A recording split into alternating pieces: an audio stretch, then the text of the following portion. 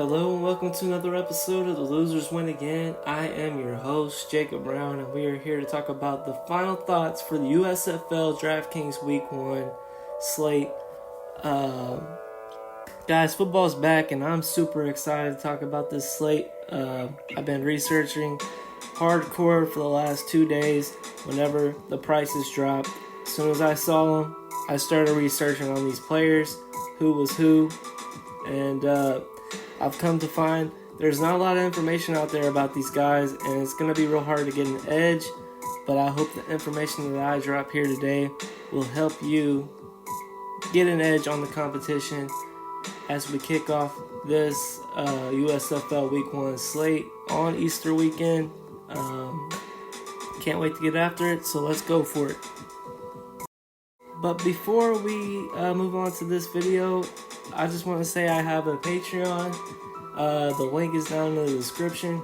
If you want up-to-date content on the USFL, I'm your guy.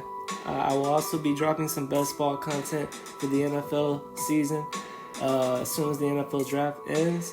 I have an Instagram where I drop some similar content, TikTok, similar content, and as always, hit that like, hit that subscribe, and hit that notification bell if you enjoy this YouTube content. And yeah, let's go ahead and get on to this Week 1 USFL slate. Now let's move on to the Vegas totals. We got Saturday's kickoff, the inaugural kickoff for the USFL in 2022. It's going to be the New Jersey Generals versus the Birmingham Stallions. The Stallions are favored by 2.5 points with a 42.5 over-under. And then Sunday, Easter Sunday, we got the Houston Gamblers versus the Michigan Panthers. And the Panthers are going to be favored by 2.5 with an over-under of 42.5. The Philadelphia Stars will take on the New Orleans Breakers. The Breakers are 2.5 point favorites with the highest over-under on the slate being 43.5. And then Tampa Bay Bandits will take on the Pittsburgh Maulers with the over-under of 41.5. The Tampa Bay Bandits are a 4.5 point favorite. They're the highest favorites on the week. So it should be interesting. The game I'm most excited to watch out of all these games will be the Philadelphia Stars versus the New Orleans Breakers. We're going to go more into depth about why that game is pretty pivotal, and I think it'll be a way to get an edge in our DFS contest. But let's go ahead and move on to injury news. Now we're moving on to injury news and roster news. As of right now, I have not found any injury news to report. These USFL teams are really tight-knit with their news and what they share with the media. So, and there's honestly not a lot of coverage on this. So, as of right now, I don't have any injury news to report. There was some roster news that happened earlier in the month with players like Eli Rogers, who was once known as one of the Pittsburgh Steelers' top receivers. He didn't report to camp, and he's out for Week 1 and likely done with the team. I'm assuming he's probably going to try to go into the XFL next year. The Birmingham Stallions released wide receiver Emmanuel Hall. Michigan Panthers released wide receiver Quincy Idobioyo. I'm sorry, I can't pronounce his last name. He did not report to camp. I'm assuming he's done with the team as well.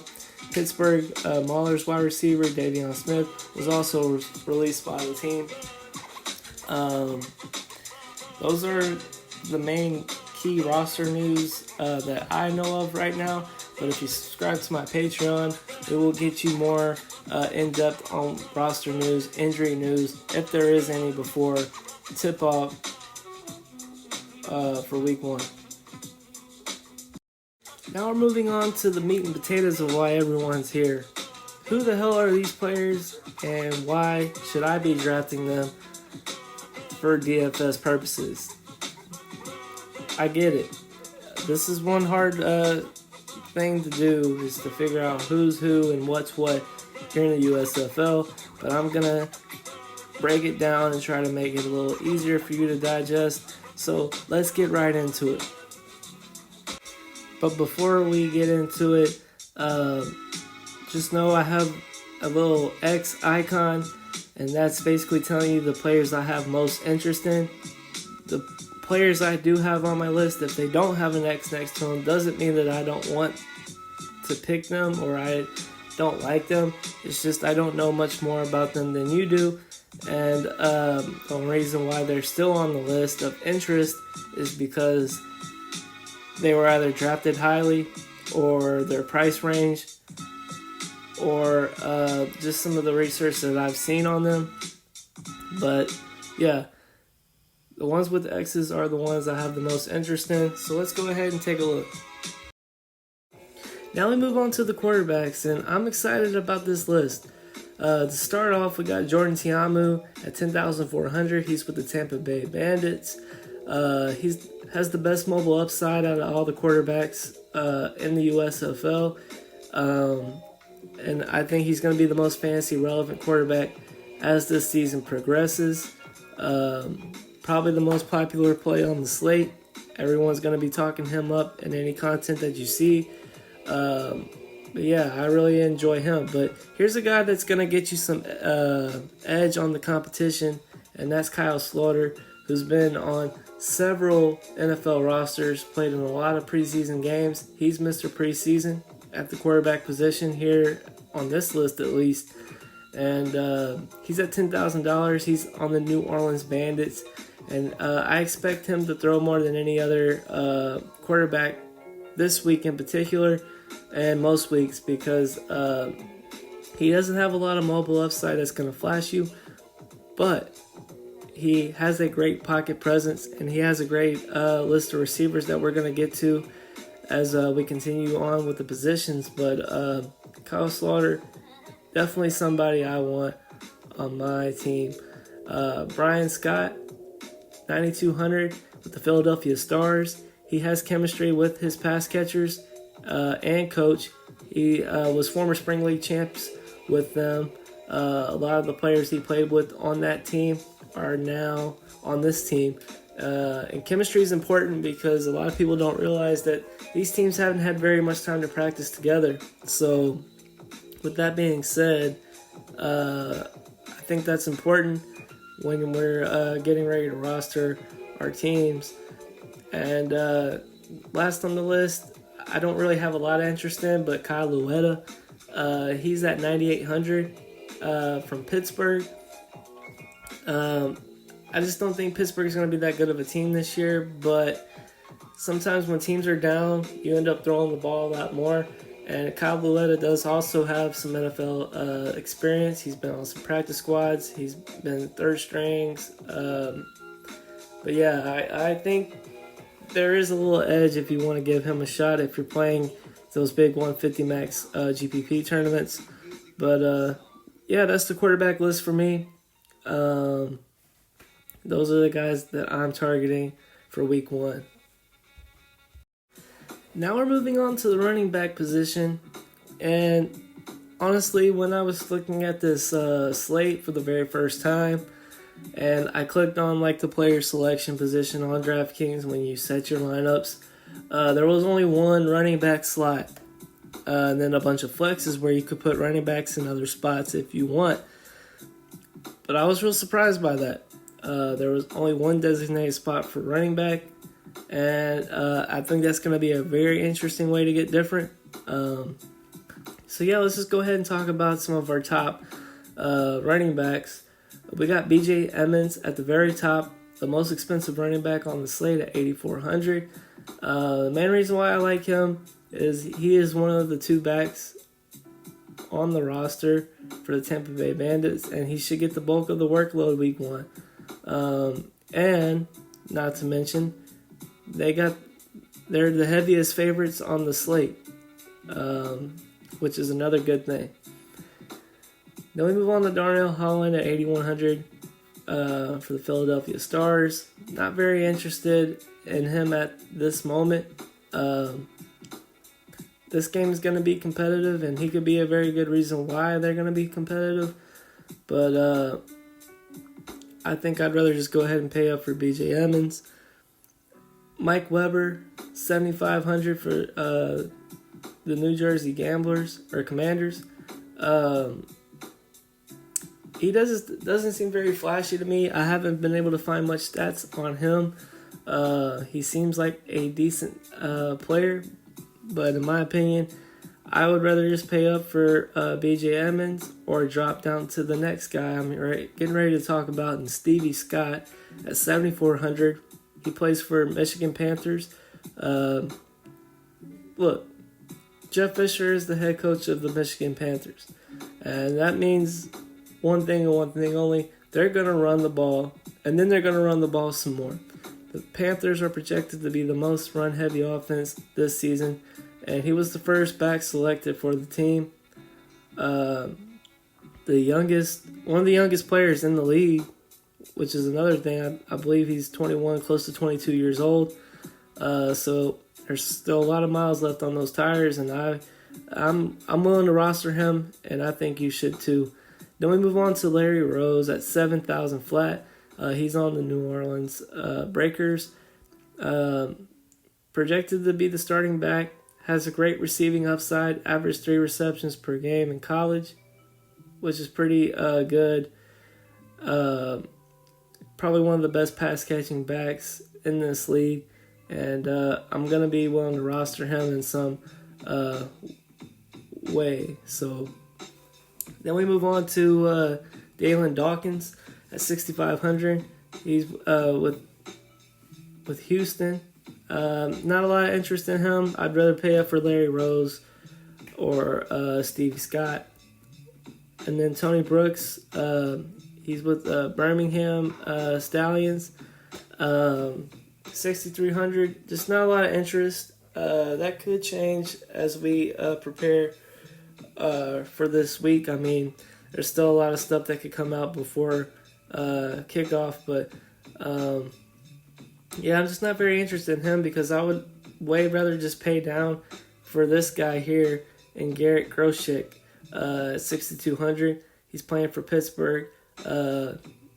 He does have some questionable running skills, but has great receiving upside. Proved in his time at college. And a small sample in the 2020 Spring League, he averaged almost 4 receptions per game. Look, receptions mean a lot when you're playing fantasy football, especially if you can get a running back that has rushing upside and receiving upside. So I'm keeping an eye on Garrett Groshek. I think he'll be one of the sneakier plays on this slate. Madre London, 5,700. He's on the same team as Groshek. They're going to be sharing this backfield.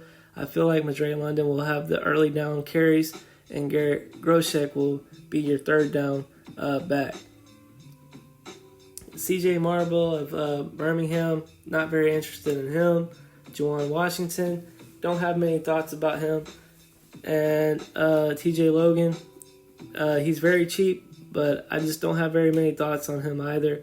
But if you want a punt play at the running back position, TJ Logan could be your guy. But yeah, that's my running back interest. The main players that I really want to get after are B.J. Emmons, Stevie Scott, Larry Rose, and Garrett Groshek. But follow my Patreon because I could change my mind. There could be more information that comes out by the time kickoff starts. So if you want the most up-to-date information, go ahead and visit my Patreon, and I'll get you set up. But yeah, let's go ahead and move on to wide receivers. Now we're moving on to the first set of wide receivers, 1 through 10. There's a lot of wide receivers to talk about here, and if you look at the USFL Draftkings page, when you're setting up your roster, you got an opportunity to draft 4 wide receivers if you really want to. So I feel like this position needs the most depth to talk about out of all of them, because you could roster 4 wide receivers if need be. So let's go ahead and kick off this list. At number 1, Victor Bolden at 9,600. He's from the Birmingham Stallions. He was the first selected wide receiver by the team. He's got a pretty big body. And everyone needs a big body wide receiver, especially when you're trying to get into the middle of the field or into the end zone. I think this is going to be a really good fit for the Stallions. So I do have some interest in him. Then we move on to Isaiah Suber at 9,600 for Houston. I'm just not really interested in him. I'd rather pay for Victor Bolden at the same price. Or I'd rather pay down for this next guy we're here to talk about, and Sean Poindexter. Poindexter at 9,100 was the first wide receiver taken by his team. He has a strong size, strong catch radius, and I think he's going to be a great fit for Kyle Slaughter. Like we were talking about before when we were discussing the quarterbacks, Kyle Slaughter will be his quarterback, and Kyle Slaughter's got a pretty good pocket awareness, and I think this will be a great fit for both players. Then you move on to Jeff Thomas. I'd honestly just rather pay up for Poindexter if we're comparing the two, but I do have a slight interest in him in tournaments. But yeah, Poindexter would be a better ideal fit for me. Then we move on to Gavontae Turpin at 7,400 for the New Jersey Commanders. Primarily a deep threat speedster at 5'9" and 155 pounds. The only issue I have with him is if his quarterback could get him the deep ball or not. And also, we need to see what kind of yards after catch he can get. So I know a lot of these speedsters can get a lot of yak yards if they're put in the right situation. So this is more of a quarterback issue for me, other than Gavontae Turpin's talent. Jamal Moore plays for the same team, kind of the same situation. I need to see what their quarterback's going to do with this set of weapons. Jamal Moore is a little more bigger type receiver compared to Turpin, so I'd be interested to see what they look like in week one. But out of these two guys, Turpin's my favorite, but I think I would rather almost have Jordan Sewell.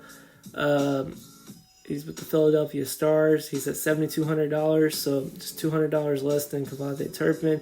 He's back with his former coach and quarterback. They were the Spring League champs in 2020. He has great size at 6'5", 210 pounds, and a speed combination of a 4.49 40, which is very impressive. I think this is going to be very beneficial to have that chemistry. Because look, a lot of these guys have only been practicing for 3 weeks to a month with their teams to prepare for this season. So any kind of chemistry that you can get from previous years is something that I think we need to keep an eye on when we're preparing our rosters. So Jordan Sewell, definitely someone I'm highly interested in. Then we move on to Lance Lenoir Jr. at 6,900. He's with Michigan Panthers. Look, Panthers are going to run the ball a lot. Their head coach, Jeff Fisher, loves to run the ball. Not to say that they're not going to throw the ball at all, but I'd way rather take my chances on a guy like Jordan Sewell, who's similarly priced, or the next guy we're here to talk about is Derek Willis at 6,600 with the Tampa Bay Bandits. With Eli Rogers out, he is the clear-cut number one wide receiver. He has a great size at 6'4", 210 pounds with amazing agility, burst, and catch radius. Honestly, he's the guy I'm most excited to play out of all these wide receivers I've discussed so far. He's probably going to be highly owned, but he's going to be worth it at that price point. One of the cheapest receivers I'm interested in on the slate. Then we move on to Johnny Dixon at 6,300 for the New Orleans Breakers. See, there's after Poindexter, who we just discussed on the Breakers, I have an issue trying to figure out who's going to be that next guy that could get some love at the wide receiver position, because like we were saying before, Slaughter's going to be pass happy. They're one of the pass heavier teams in the league. So we need to know who's going to be involved the most. If we just go off by price, Johnny Dixon is the second highest priced receiver for the Breakers. But I don't know if he's going to be as involved as everyone thinks just because of that price point. So that's something to keep an eye on for week 1. Ready to get more stats in my face about these players so we can get a little more accurate. But as of right now, Dixon is on my list of interest. But honestly, I'd rather just pay up $300 more for Derek Willis. But yeah, that's the wide receivers 1 through 10. Let's go ahead and hit that 11 through 21. Now we're moving on to wide receivers 11 through 21, and at the top of the list we got JoJo Ward at 5,800. He's with Houston. Not a lot of interest in him as of right now. We need a lot more stats to really see who's going to be what for these teams. I know he's another speedster type receiver that could be someone who breaks out. But as of right now, not a lot of interest in him. And then you got Osiris Mitchell at 5,600. Stallions. Don't know a lot about him to really break him down. Then you get Jeff Baguette. He's at 5,200 for Michigan. Like I said before, real run-heavy team. Just not really interested in their pass catchers. Especially for week 1. Then you move on to Derek Dillon of the Tampa Bay Bandits. He's a small-sized speedster at 5'11", 179 pounds. There's a possible deep threat, and it's a great pivot off of someone like Derek Willis, who could very well not play up to the standards that I expect him to play in, just as the breakdown that I gave him. So that's definitely a tournament play. Then we move on to Braden Mack for the Pittsburgh at 5,000 flat. Not very interested in him. Then we move on to Taiwan Taylor at 4,500 for the New Orleans Breakers. This is where I'm getting a little iffy here, because we just talked about Sean Poindexter and Jonathan Dixon. I almost said Joe Mixon. Got a little mixed up there. NFL, USFL. So anyway, yeah, we just got through talking about Taiwan Taylor, Johnny Dixon. But Jonathan Adams looks to be the third wide receiver on this depth chart. He was the third wide receiver taken, and he should see some targets in this up-tempo passing offense. Has great burst and great catch radius, but honestly, I wouldn't be surprised if Taiwan Taylor plays more in this first week. He's a veteran receiver. He's been in the league for a few years. When I say in the league, he's been in the NFL for a few years. He's got a lot of experience on his resume. So I don't know if they would put that over on to Taiwan Taylor or Jonathan Adams. But if I had to pick right now, I think Jonathan Adams is going to be somebody that breaks out week 1 just off of his draft pick status. He was the third wide receiver taken.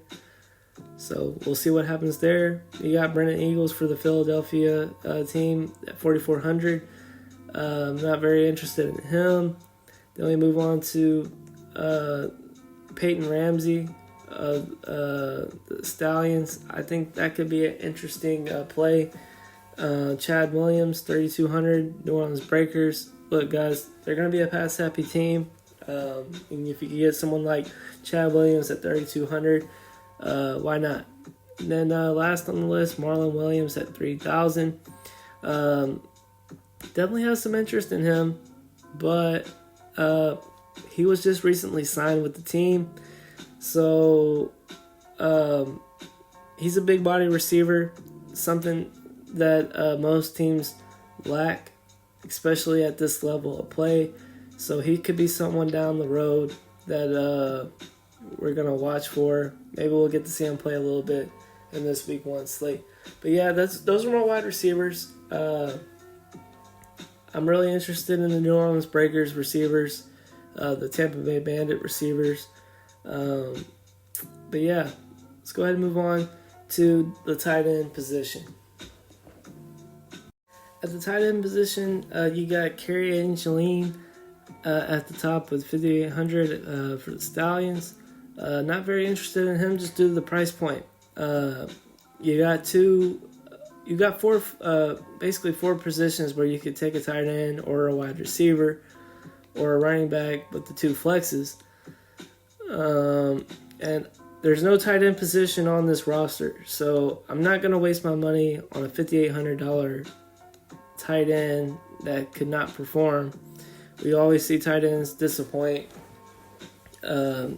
This last year in NFL DFS in general, tight end performance was just very lackluster. So I'm not spending that much on a tight end. $5,800 is just too expensive for me on a guy that isn't really well proven. Then you get to Cheyenne O'Grady, $4,800 for the Tampa Bay Bandits. Got a little mild interest in him, but still too expensive. Not somebody that I'm going to be rostering heavily. And then you get LaMichael Petaway, $3,200 from Michigan. Not very interested in him either. Just don't think they're going to be throwing the ball very much. He might be lucky to get 1 to 2 targets for this game, and that's just not enough. Then you get down to Buck Howard. Out of all 4 of these tight ends that I've mentioned so far, he's probably the one I have the most interest in at $2,600. He plays for the Philadelphia Stars. $2,600 is pretty cheap for a tight end. And this guy is a former NFL wide receiver, played some time with the Browns, practice squad. So out of all 4 of these, Buck Howard, $2,600 is probably my favorite. He hasn't practiced very much with the team. It was reported that he showed up late to training camp. So that is something to keep an eye on. But as of right now, he is my favorite. Now we move on to the defense. There's 4 teams that I have some slight interest in. The Michigan Panthers at $4,700, the most expensive. Probably won't be getting to them, but I do have some interest there. They're the favorites on their team. It looks like they're going to be playing that hard-nosed style football with a heavy run game and a highly defensive game. So that's something to look at there. And then we got the Birmingham Stallions at $3,800. They're my favorite defense this week due to the fact that New Jersey's starting quarterback Luis Perez has only been on the team for a little over 2 weeks. I expect this defense to dominate that. Then we get on to the New Orleans Breakers. They're favorites for their team, so I wouldn't mind taking little stabs at them. But my second favorite defense on this slate would be the Tampa Bay Bandits at $4,100. They got a 4.5 point favorite, and that should bring opportunities for more sacks and interceptions. Because when teams are down by a lot, they got to come back and throw the football. So I wouldn't mind taking a couple stabs at the Tampa Bay Bandits at $4,100. But yeah, my only 2 interests are the Stallions at $3,800 and the Bandits at $4,100. Now we're going to talk about my cash game strategy. And look, with little to no informative statistics to prepare, my strategy to attack this 4-game slate is to go heavy on favorites, with the main one being the Bandits, being minus 4.5 point favorites over the Maulers. Tampa Bay Bandits quarterback Jordan Tiamu at $10,400 is the best mobile QB on the slate, will be the highest owned cash quarterback, and should be. While we're discussing the Bandits, another few names stick out, and I feel their cash game must for week 1. Just like normal NFL DFS, we always preach in cash games to look for running backs with high volume and heavy favorites. Which brings me to running back BJ Emmons at $8,400. He is one of only 2 backs on the roster that should get the bulk of the workload in week 1, And as previously stated, the Bandits are minus 4.5 point favorites over the Maulers. Emmons looks to check off those boxes as we head into week 1, and I feel he should be the highest rostered running back for cash games. One more Bandit I want to mention is Derek Willis at 6,600. He is simply too cheap and looks to be the lead receiver for this team. Likely going to be high owned and should be. These 3 players are my core cash game plays, and I believe they should be on everyone's roster in week 1. Now that we discussed our core 3 plays for cash games, here's my final thoughts on my cash game lineup. This doesn't necessarily mean that this is what I'm going with, and I'm not going to change my mind anymore up until kickoff. But right now, I got Jordan Tiamu, BJ Emmons, and Derek Willis, the core 3. And then with the wide receiver tight end position, you got Jonathan Adams and Victor Bolden Jr., wide receiver Jordan Sewell, who we discussed earlier as one of my favorite wide receivers on the slate. And then you got the defense of the Stallions at 3,800, and that leaves you with no remaining salary. I'm not sure if I want to have any remaining salary when it comes to cash games, or at least not a lot if I do end up with some. But as of right now, this looks like a pretty solid roster. I think this is something that I'm going to have very similar to once it's kickoff time. But yeah, there's my cash game lineup as of right now.